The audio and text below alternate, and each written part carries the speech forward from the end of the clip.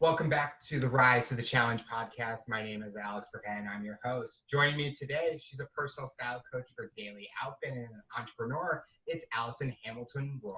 How are you doing today, Allison? Well, all things considered, I would say I'm doing pretty great.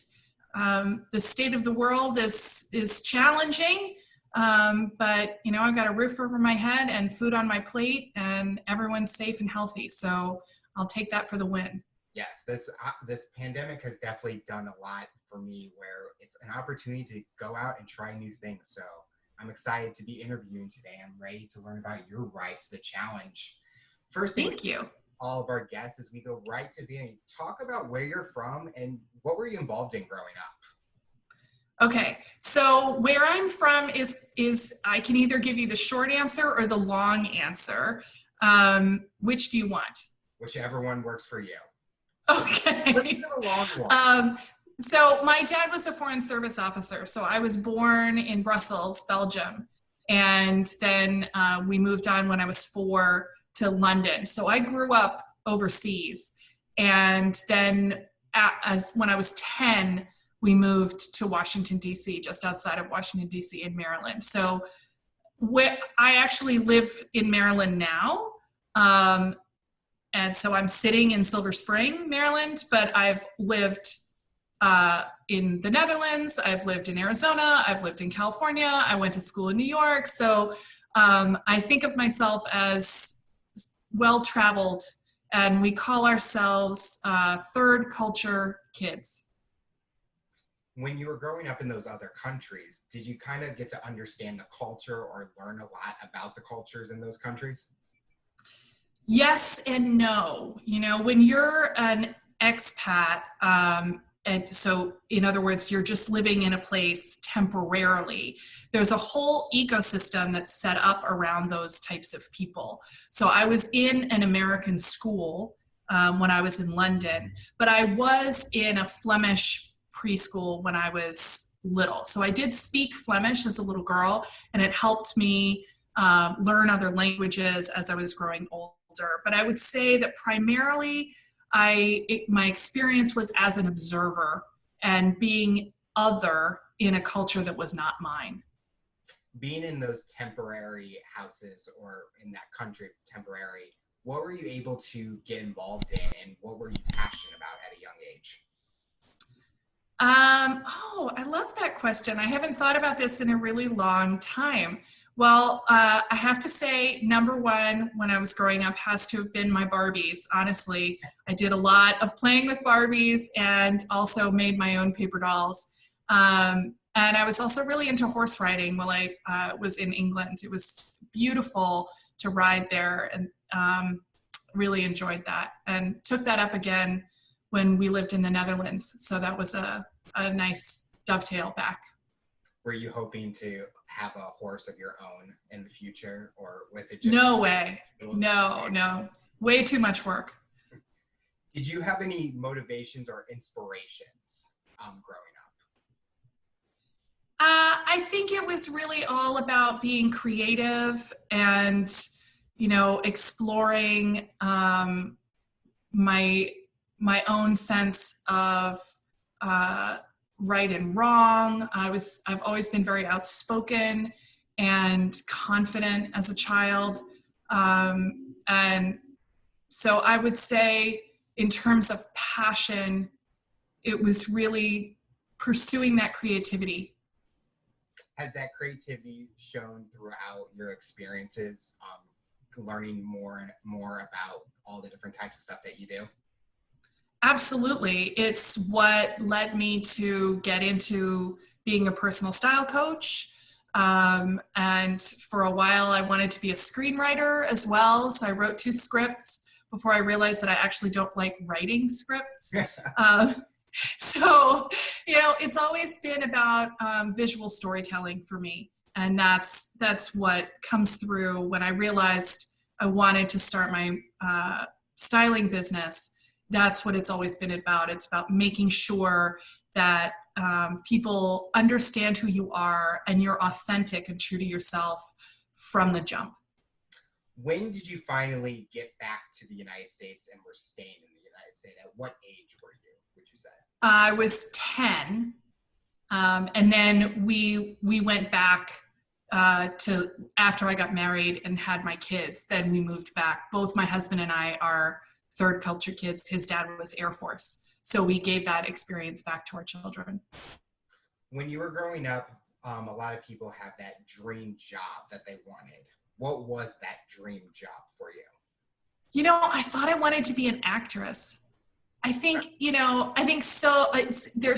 When I was growing up, there weren't that many jobs that were considered, jobs that girls could do. It was still very much a gendered world. And so I saw, lots of women being creative that way. And it seemed like that would be super fun. Did you have an actress or an actor that you were like, oh, I want to be like them, or I want to be in a movie with them? No, actually. It just was the experience of being on stage and performing that I loved. Did you not have much stage experience growing up, or was this kind of like amazing? No, I did. I sang in choirs, and I was in plays and musicals, and actually won the drama prize in high school.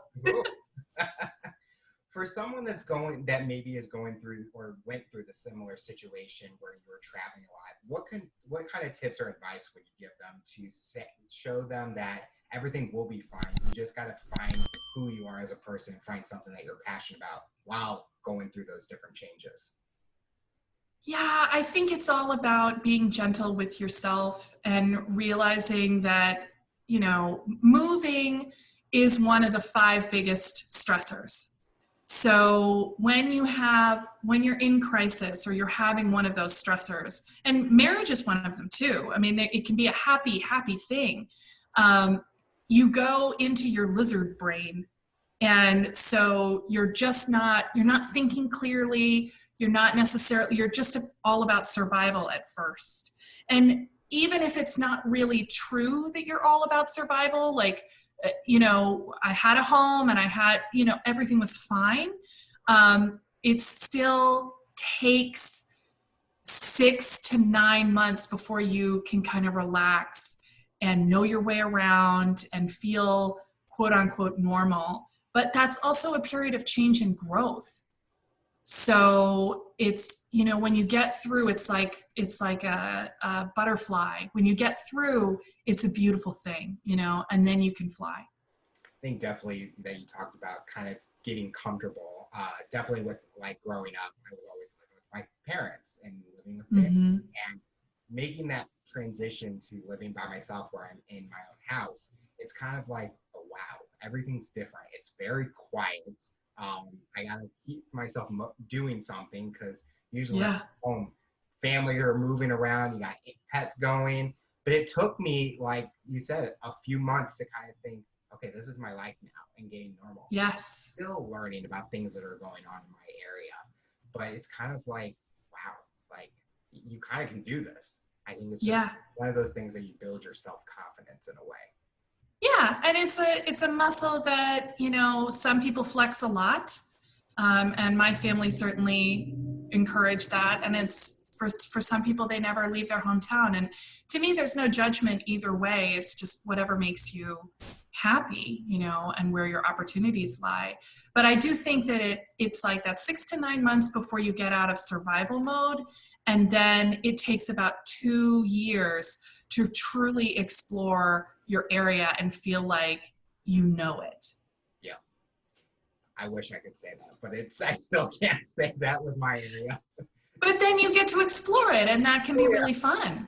I always have that mission where like every weekend I try to go find something new that I haven't. Nice. It's kind of like, wow, there's more than what we think that's in this area. Or because a lot of cities, they have that, this is what we're known for. But it's kind of like there's more than that. So that's of course. Exploring. And of course, right now you have the added bonus of having to have everything be outside and socially distanced. So that's an additional challenge to fulfill those requirements and stay safe, but still go do new things. Yes. Talk about your education. Where did you go to college? What were you pursuing at Well, first I went to a little school called St. John's College in Annapolis, Maryland, which pursues the Great Books program. So you're actually reading Plato, you're actually reading Aristotle, and you're learning Greek. And so it's a classical education. I was really excited about the idea of this program. And unfortunately, when I arrived there, I realized that my vision for college didn't match this tiny little school. Mm-hmm. And what I was learning was not exciting enough to me to sort of make up for that lack. So that was one of the first big, I hesitate to call it a mistake because there was no way I could have known until I got there. Mm-hmm. But I did course correct quite quickly, realized that was not where I was meant to be. I took a year off. I did a theater internship and also did an outdoor ed internship, which was really fun. And then I went to Cornell University, which is completely opposite. It's huge and they're big quads and there are 7 different schools. And and it was amazing experience. I did a double major there in film and in English literature and absolutely loved it and met some of my favorite people who are still, some of my besties today. You talked about earlier where you went to St. John's and how it wasn't the right fit for you. And I don't like that. And especially with the show, we don't view that as a mistake. It's kind of like a challenge or it's an obstacle, but you were able to tell yourself that I needed to take a break, maybe do a real evaluation. And then you started getting out there and you got those internships and you found that school. So it kind of, we always grow from our past in a way. And how you mentioned that you wanted to be an actor, an actress, and how you went through the theater internship and then you did, I think it was outdoor ed. Yeah. Outdoor ed. I was like, outdoor ed, that would be fun to do. I mean, it was really fun. And what I was trying to figure out was, how to be more strategic with my education. Because of course it's very expensive to go to college. And I wanted to make sure that I was, leveraging those dollars well to set myself up for something that, I might want to do as a career. And when I worked in the theater, I realized I absolutely did not want to be an actress. Oh. And then I worked in this outdoor ed internship because I was thinking about becoming a teacher.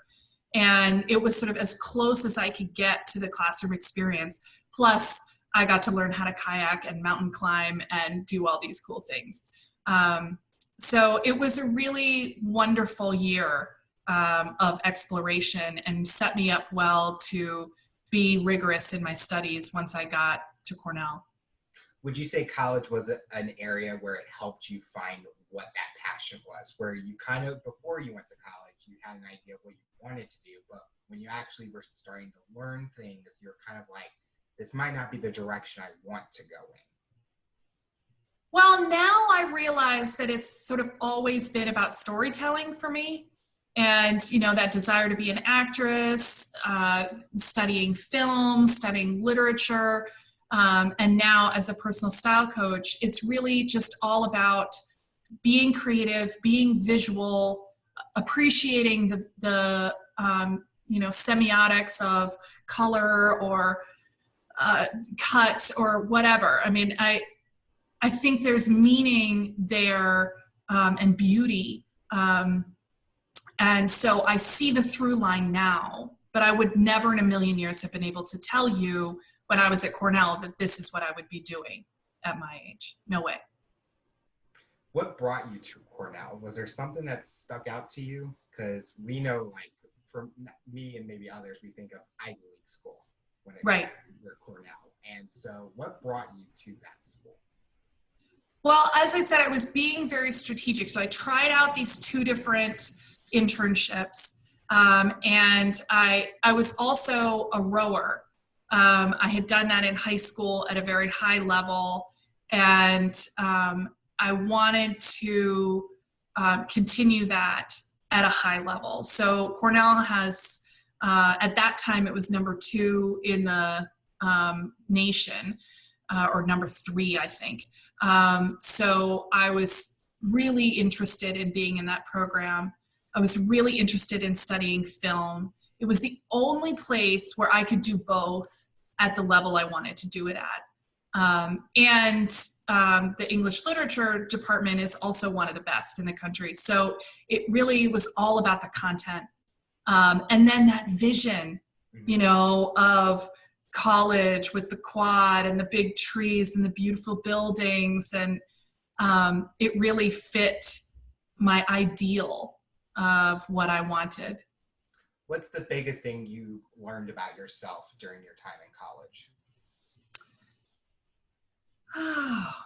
I love working hard. I'm a big geek. Yeah.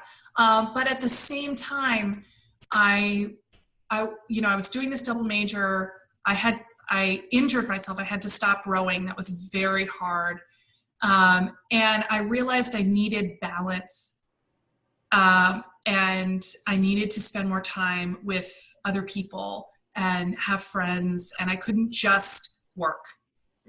So I think that was probably the biggest realization for me in college, and how important those friendships are. And luckily, I was able to make some wonderful friendships. I joined a sorority, which I never in a million years thought I would do. And 2 of my lifelong friends are from that sorority. Go figure. I can definitely relate with, when I was in college, I didn't want to join a fraternity because you hear all those negative things. So I got pulled to an event, and now I can say I don't regret it. Like, my friends I still talk to today every day, and they're from that organization. And I think being in the organization, it kind of helped me with building up my resume in a way. And kind of, I majored in sports management, but the organization, I was able to do event planning, marketing, socializing with other people, getting out there and doing campaigns. So it's taught me a lot as a person of what I'm able to do and what I can do. Not something you can only do this, but what you do. Yeah. So after college, what was that first job or that next step for you? Well, interestingly, I went back home, and I had planned to go to LA with a friend of mine. I went out to Las Vegas to work on this movie, and the director kind of went nuts. So it was not great. And then I was supposed to go to LA with a friend of mine. That fell through. So I kind of came home, and last thing I wanted to do was be working from home, in my parents' house. But I ended up working at sort of a precursor to AmeriCorps. It was right when it was starting. And it really opened my eyes to the reality of what we like to think of ourselves in America as not having a class system like they do in certainly the UK, but it really opened my eyes to the lack of opportunity and systemic racism. And so, just selfishly, that was a huge experience. Unfortunately, I couldn't stay in the program because it was really designed for people who needed to get their GED. And so we only worked 4 days a week. And I couldn't ever move out of my parents' home if I didn't get a real job. So then I started working at a documentary filmmaking company, which was incredible, very hard, and an amazing experience. I worked on a documentary about Hiroshima and the decisions leading up to dropping the bomb and then the second bomb. And so that was incredible. Were you wanting to focus on the documentary industry part, or was that just a stepping stone you were hoping for to get you to the next level? Yeah, I was not at all interested in documentaries. I really wanted to make narrative films, and I really wanted to go to LA or New York, but I just didn't have the scratch, and I needed to start paying my loans, and you know how it goes. I mean, there are financial pressures. Were you able to end up get out to LA at some point, or were you? Eventually, I did. I made my way there. I wrote my screenplays. I worked for a guy who was head of television at Disney, and he took a look at my script and he liked it. But at that time, I had also fallen in love and got engaged, and my husband to be got a job in Kazakhstan. Oh wow! So not staying in LA that much longer. No, and then we got married, and we were headed out to Kazakhstan for 2 years. And I thought, this is great. I can write more scripts. I can take his feedback, and work on another script, and then I'll have a real portfolio, and then maybe we can go back out to LA, or we can go to New York, and I can get an agent and all of that. But then the Russian economy tanked, and we didn't get sent to Kazakhstan, and so we ended up in New York City, which was amazing. When you were writing those screenplays, what were the themes that you were going for? What kind of screenplays were you trying to write? The first script that I wrote was actually a family story about a ghost in a home, and it was set in the present day and during the American Revolution. And it was all about, the tension between the loyalists and the revolutionaries and the breakdown of society. The second movie that I wrote was about a woman who goes to another country, who's a doctor, and she goes with her husband and can't practice. So it was sort of a fish out of water story. And for me, it was very important. At the time, there weren't that many female directors. There weren't that many movies with female main characters. And so that was really my focus, is writing stories with great female characters in them and plot driven by the female main character. What was the toughest part about writing a screenplay? Like, is it like having the time to do it, coming up with ideas, or talk about what was your challenges that you faced? The part that I hated the most was rewriting. I loved coming up with ideas and writing the first draft. That was bliss for me.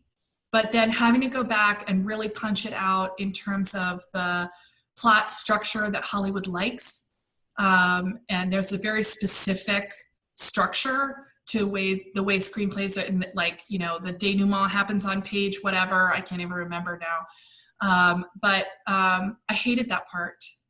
I loved writing dialogue. I loved writing the description. I loved creating the world.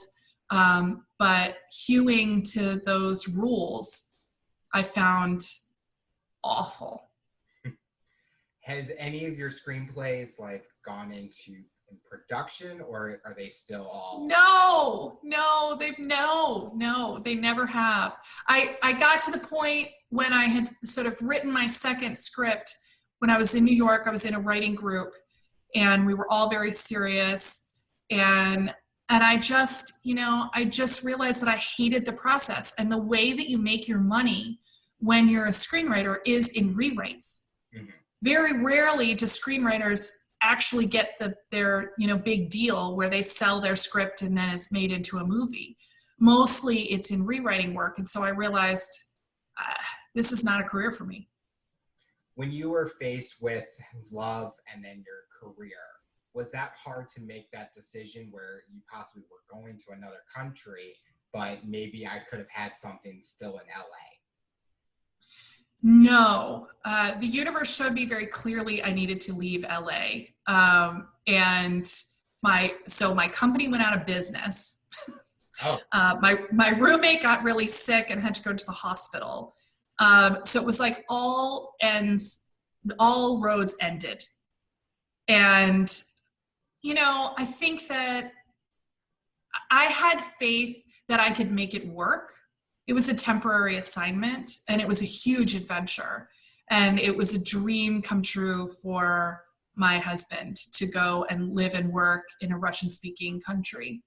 I thought I'm totally up for the adventure and I'm just going to go along for the ride. Kind of goes back to when you did your outdoor education internship. You're kind of like, you're wanting that journey or those experiences to row or kayak, rock climb. So it's kind of like, this is that opportunity where I'm going to go on those adventures and I'm going to make each day worth it, because who knows if I would ever get this opportunity to go to another country and live there possibly.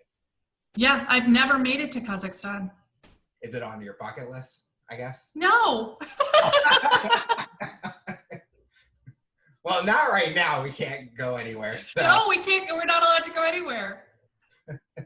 So after the changes, what was the hardest thing about going from LA to New York?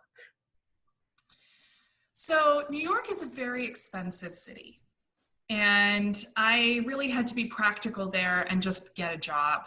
Mm-hmm. I actually got a great job with great benefits, which was very important at the time. And I kind of was able to do my writing while I was doing this job. And we didn't have the term side gig at that point, but that's what I was doing. And it was really wonderful. And then just about the time when I figured out that I hated rewriting, I got a new boss and she figured out that I was actually really highly educated and very capable and able to do much more than what I was doing in my job. So she promoted me.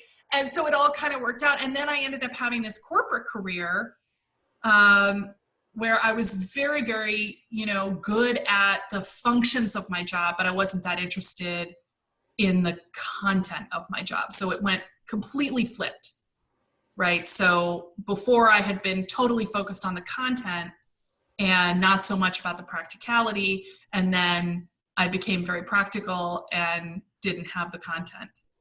What were you doing at that job, the corporate job that you had? Yeah, it was in a medical advertising company. So nothing to do with my training, nothing to do with my interests. We did medical education and medical advertising. And it was a weird thing to be a smart person, but not smart in a certain way. So I was very capable of doing all the functions of my job, but when it came to the content, I would read these articles and I would not understand them, really. And that was humbling. Is there a time where you were trying to learn about those things that you didn't know about, or were they not willing to give you that opportunity? Oh, it was so over my head. I mean, these were articles written for people who went to medical school with lots of jargon, and, they were going in scientific journals. And I suppose if I had had any interest, I probably could have figured it out, but it made it very clear to me that I was not going to medical school. Yeah, it's kind of complete two different worlds with what you were learning and then what you were doing. So, although I'm very good at first aid, so just saying. All up to date on your first aid license, or was it certification? Well, I had to do wilderness first aid for my outdoor ed training. So, I know what to do if we're in the woods, but I wouldn't function very well. Nope, you're on your own. Yeah. So I know a lot of people that can relate where they kind of take a job and it's kind of like when you move to a new area, you're kind of like, whatever is out there, I need to get myself making money, get the benefits because you were getting married or you were moving, and that you kind of had to sacrifice some things. Yeah. For someone that's going through that, what would you give them an advice to do? Because I've gone through the same thing where I kind of took the first job I found out of college. It looked nice on paper, but when I actually was physically doing the job, I'm like, why did I find this? Why am I still here? Yes. It was one of those jobs where, as I'm a sports management major and I have like business background and all that, I took a job where you sell products in a Sam's Club, where the people who would test you on those. And like you said, where you didn't know anything medical, I had to sell face cream. Oh boy. I don't use any of this stuff. And they're like, you need to know all these terminologies. I'm like, well, thank goodness Google's out there, because I know people would be asking me questions about the product. I'm like, I'm going to be honest, I have no idea what you're talking about. Oh dear. So I was like, I knew it was my time to not be here anymore. And yes. Luckily, my previous job in college was like, we need you back. So I was like, oh, good. Perfect. So what would you give to someone that is going through the similar situation, but they need to kind of find where they need to fit comfortably? I think in that situation, you have to look at the journey and figure out what it is that you can learn from this situation. You know, in your case, you realized very quickly that this was not something you wanted to be doing and you got out. In my situation, I was really good at my job and I kept getting promoted. So there was an incentive there to stay in it. I was learning so much. I learned project management. I learned, client services. I learned how to budget. I did $500,000 budgets and reconciled them, and, ran a team and managed people and built a wonderful team. So there was always a fun challenge in the work, and we were able to execute at a really high level, and I really enjoyed that. And it really wasn't until I got pregnant and had my first child, and my husband got an opportunity to travel a lot, and I was also traveling, and the math just didn't work out, that, I finally said, okay, this isn't working. And for practical reasons, chose to leave. But, when you're doing really well in a career, it's compelling. Mm-hmm. And that's hard to say goodbye to. Yeah. I can definitely, it's kind of like with me, it's one of those where if I kept getting promoted at my previous job, maybe it would be a little bit different, but it's kind of when I hit that, okay, you're stuck here. It's kind of like, yes, you're giving me that ammunition to tell me to go find something else. Because right. What is there next for me to do?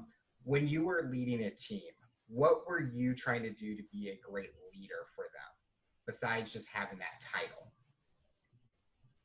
I think the most important thing for me that I learned from my mentor in my corporate career was a willingness to just be very clear about the job that needs to be done and not get fussed about who's, got what title, and just roll your sleeves up and do the job. At the same time, because I had been a rower and I also played field hockey and I played soccer, from my sports background, I really understood the need for, building a strong team and having those specialists who are, I had one woman who I'm still friends with today who is amazing at going through a contract, where I would look at the contract and it would just swim in front of my eyes. She would, pick out every detail. And, so I had her negotiate with the hotels. That was her job, and making sure that everything was, all the I's were dotted and the T's were crossed. I could see the forest. She had the trees, and there were other situations where there were people who were better at things than I was. And I thought, I think it's very important if you're able to recognize those gifts that people have, to acknowledge them a lot and let them do the thing, you know, so that when you're clear on what your goal is and what you're trying to achieve, and everything that we did was project based. So there was time sensitive, there was an event, or there was a publication or whatever. There was always a deadline. You know, I knew I could get us to that deadline, but I needed everyone to do their jobs well too. And I continually fed them that positive reinforcement of, you know, you're doing a great job. My door is open. We're going to get it done, you know, rah, rah, rah. So your focus was more working as a team in a way, not saying them do it. Then if things need to get fixed, I'm just going to take it over and control it myself. You were more, let's work as a team in a way. Let's do it together. And I like how you said using that positive affirmation, because for us as people that are working for someone, we want to be told like, you're doing a great job. And then because once that negative thought comes in our minds, that's where it just starts going downhill, and it could deteriorate from the work that's being produced. Yeah. But at the same time, you have to be willing to make the hard decisions. Yeah. And I knew the buck stopped with me, and that, you know, my reputation was on the line. So there were times when I had to assert my position and say, no, we're going to do it like this. And, you know, if it all crashes and burns, I'll take the heat. Was this the job before you made that transition into what you're doing today, or was there something else? Yes. You wanted to do? Yeah. To talk about how your choice of starting Daily Outfit came about. So when I left corporate, I really had no idea what I was doing next. I knew that I was not particularly thrilled with having someone else care for my child most of the day. And then when my husband got this new opportunity, he was on the road more. I knew that someone needed to be raising that kid. And we were able to work it out financially. So I just sort of gave myself some time to be with her and figure my next step out. So I took the job of, you know, sort of being the nanny. And it lasted about 9 months before I realized I really need some boxes to check, and children don't really provide boxes to check. So, you know, I knew it wouldn't be good for me or for my child to continue doing that as a full-time caregiver. So I sent an email out to my friends and family, and I said, you know I really don't like it when people tell me what to do, but now I'm actually asking, you know, if you've ever wanted to tell me what to do, now's the time. And I couldn't believe what came back, which was Daily Outfit. People asked me to talk about styling. They asked me to talk about, you know, style on a budget. They asked me to talk about size inclusivity, which wasn't even really a thing at that point. Fashion was really for thin, rich, white, blonde women. And that was it. So, you know, there were all of these different perspectives that I wanted to bring to bear to invite everyone to the table and give them an opportunity to participate in the power of style, which I knew from, you know, my experience as a young child going into a new classroom and being the new girl so many times. For your family and friends to say that should be the approach that you take, what do you think from previous experience thought they should say that's what you should be doing? Was there something that you think that they picked out, maybe for the things that you were wearing, or maybe for the stuff that you were doing? They're like, this would be perfect for you. Yeah, it was something I had always done for my friends and family. I always helped them go shopping. I helped them figure out their wardrobes. I created a system when we moved to New York because I, just left California and Arizona. So I had to create a whole new wardrobe on a budget and, in a 6-floor walk up where I could only do laundry once a week, and I was passionate about it. And I think people observed that. And it was something that I never would have thought to myself, I'm going to go become a stylist, because it felt too sort of fancy. But the way that the feedback that came back to me was that all of these different perspectives are not being represented. And so there's a way to do this in a way that's practical and respectful at the same time. Was your mission to kind of take away those stereotypes in that industry and kind of break it off to where anyone can be a part of this in a way? Yes. So after that, what has been the challenges that you faced of running this company, and how did you overcome those obstacles? So I often say that being an entrepreneur is like the best personal development course you can ever take. It can be terrifying at times, and there's a lot to learn in running a business. And I have such respect for people who choose their business well, build it, and are successful at it, because it really takes a lot of grit and perseverance. The biggest challenges were, I guess, the same as, when I was pursuing screenwriting, and when I left corporate, it was really that I married this man who loves to travel and wanted an international career. So I built my business. We were living in Jersey City at the time. I made it profitable, and then he got the opportunity to move to the Netherlands. And so I had to pick my business up, and it was the job was for 18 months. So I was like, I'm not going to rebuild my whole client list, now. So then I took that as an opportunity to pivot and really focused in on personal style, and created the programming around personal style, because I realized there is no process out there except for the one that I have now created to help you figure out what your personal style is. There are a lot of people out there who can tell you what you should wear. Yep. But there aren't so many people who can help you figure that out for yourself so that it's authentic and true. One of my clients said, this process, you're not having style done to you. You are creating your own style. And so it's a process of unveiling and allowing the authentic, true self to appear in a beautiful way.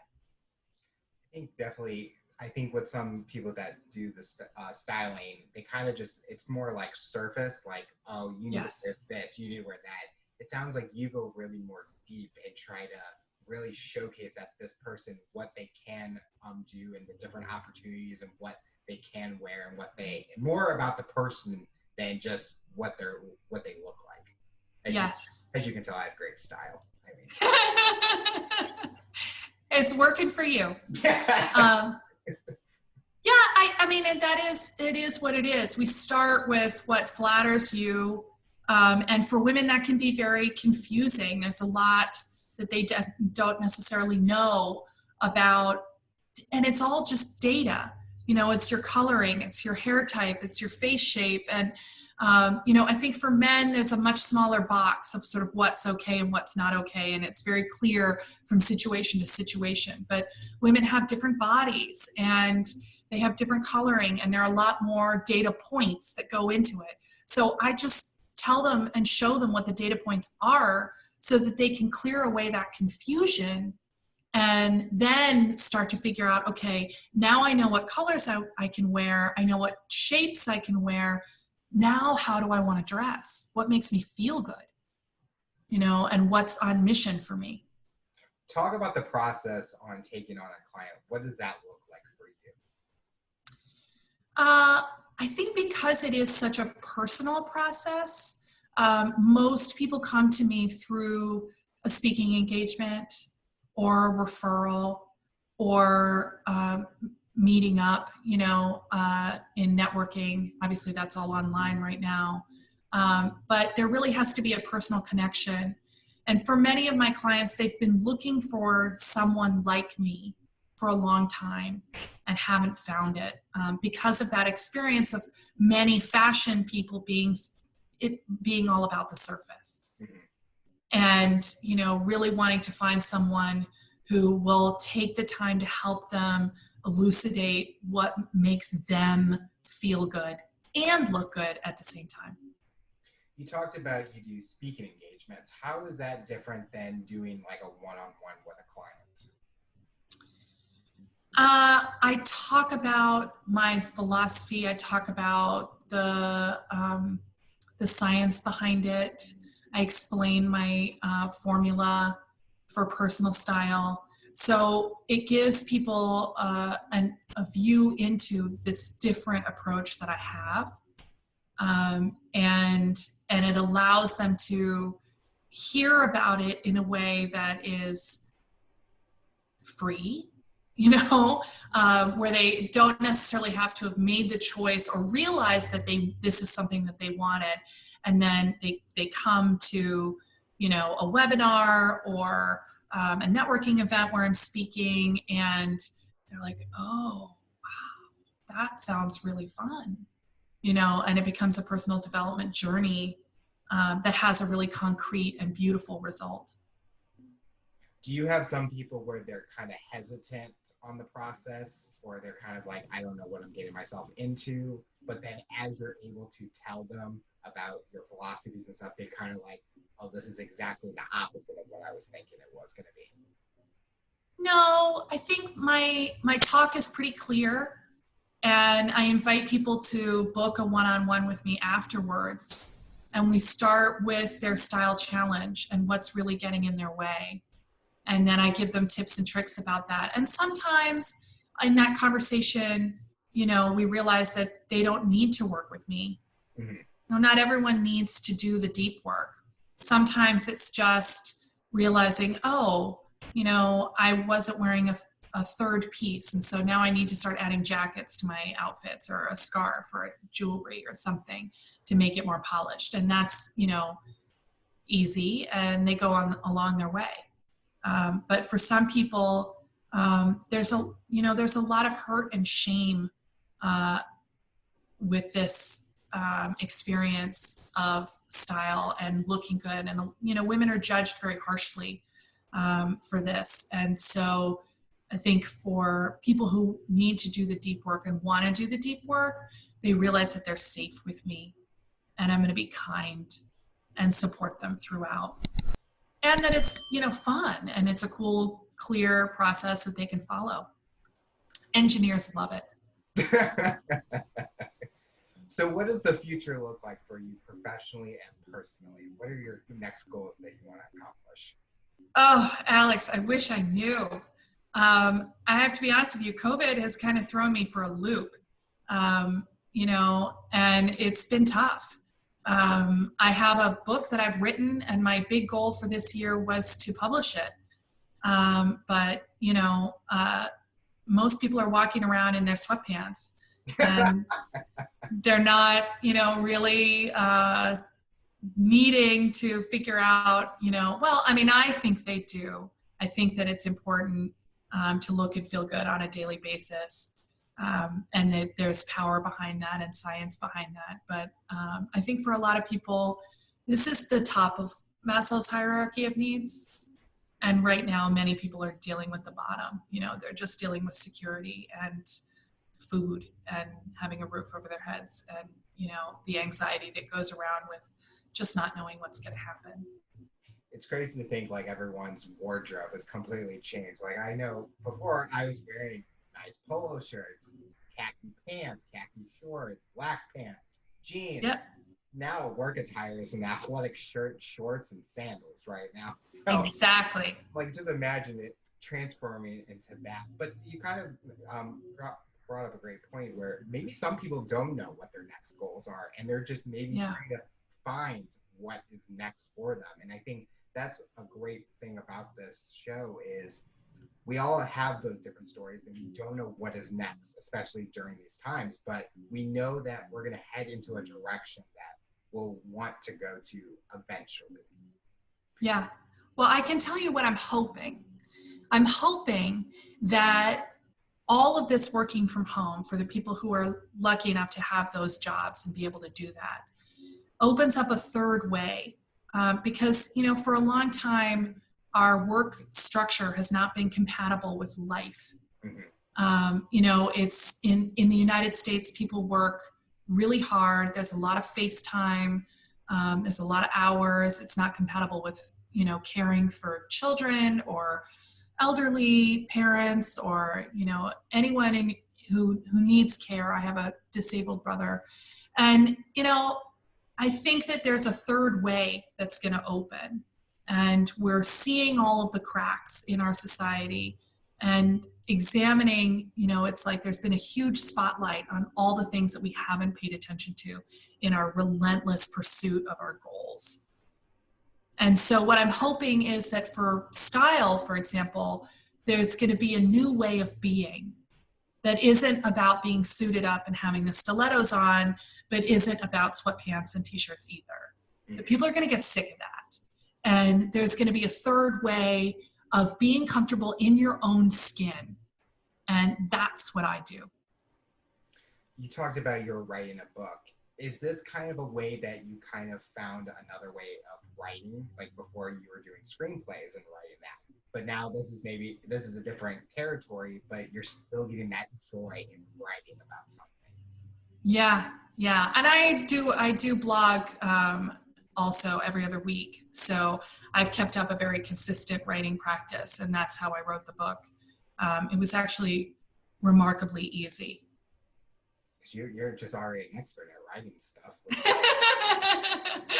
And this was writing I enjoyed. It wasn't like the rewriting. You talked about finding new things and opportunities. This show was one of those. I was going through furlough with my company, and I had that moment where I'm like, I have no idea what's next. And this opportunity was upon me. People, like you said, were reaching out to me saying, you should do something like that. And I'm like, okay, let's start it. Yeah. Best decision ever. The great part is I can do it at the same time as working. So I still get that joy. Like you get the joy of writing, stop doing blogs and books. I get the joy of doing these interviews every single time I do. So I'm excited that we both have found that passion, even going through the challenge of this pandemic. Yeah. For someone that's in your industry or they're wanting to pursue the style industry and the fashion industry, what tips or advice would you give them to rise to the challenge in that industry?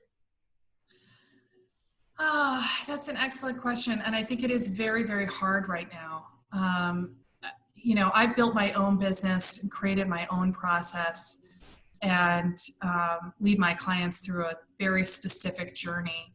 I'm not styling celebrities. I'm not, working in a store. I think those are all great ways to do it.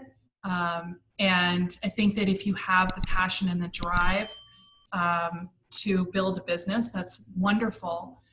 But I think what I always say to entrepreneurs is realize that it's going to take time and you need runway. So don't quit your day job, start it and start building whatever it is that you decide you want to do. And once you have, a good amount of money in the bank, then you can take off.